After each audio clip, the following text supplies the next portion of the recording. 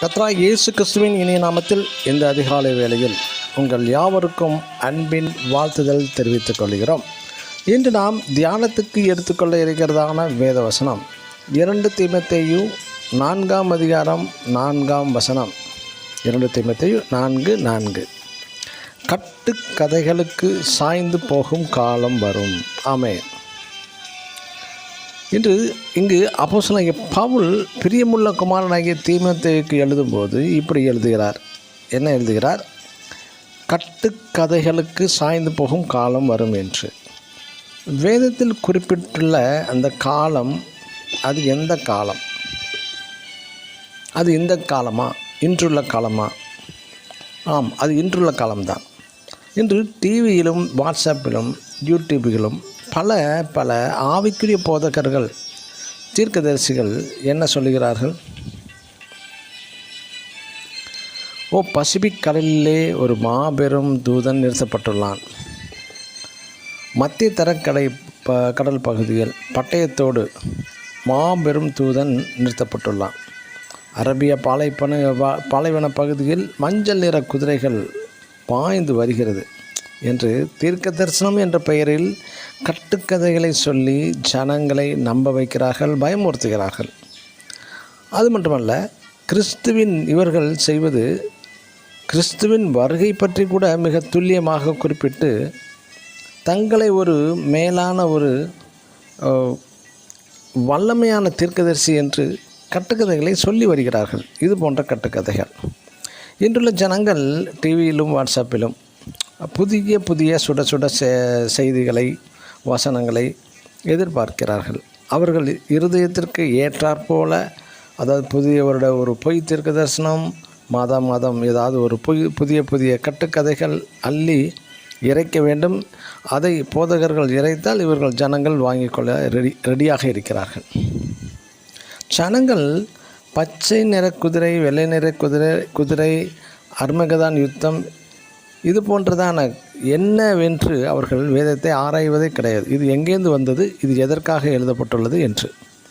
இன்றுள்ள ஸ்ரீலங்காவில் நடைபெறுகிறதான பஞ்சம், உக்ரைன் வார், corona virus பற்றி இது போன்றதான புதிய தகவல்கள் வந்து கொண்டே இருக்க, இதை குறித்து வேதத்திலிருந்து சில வசனங்களை அவர்கள் தேடி, அவர்கள் இருதயத்திற்கு ஏற்றாற்போல் தேடி எடுத்து பரிசுத்த வேதத்தில் குறிப்பிட்டுள்ள வசனங்களை சுட்டி காண்பித்து ஜனங்களுக்கு பயத்தை உருவாக்குகிறார்கள்.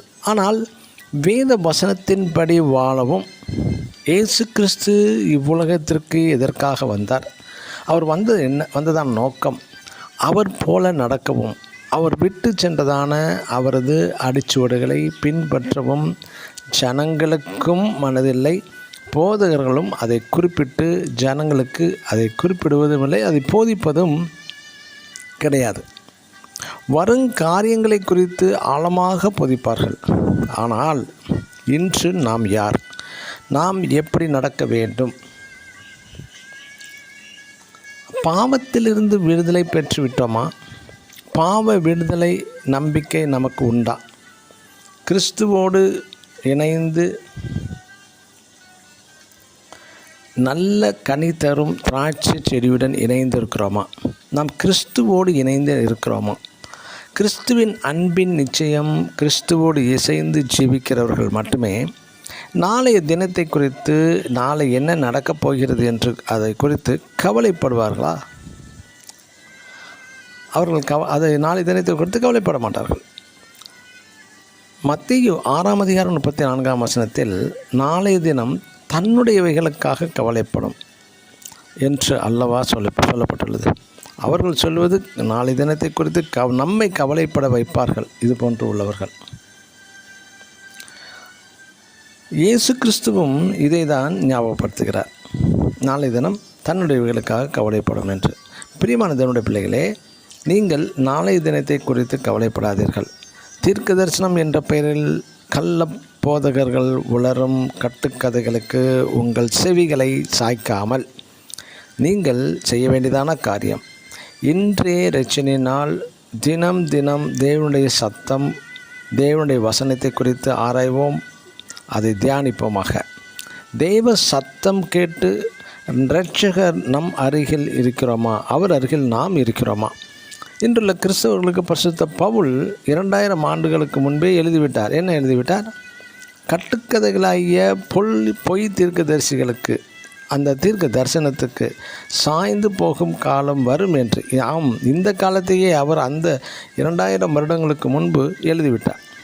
ஆகவே பொய் தீர்க்க தரிசன கட்டுக்கதைகளுக்கு உங்கள் செவிகளை சாய்க்காமல் உண்மையான வேத வசனங்களை நீங்களே கண்டறியுங்கள்.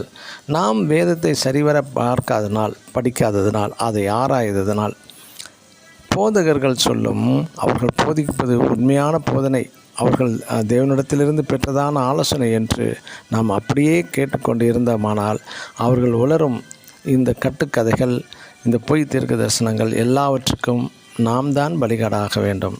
ஆகவே நீங்கள் வேத வசனங்களை ஆராய்ந்து பாருங்கள். அவையிலிருந்து நித்திய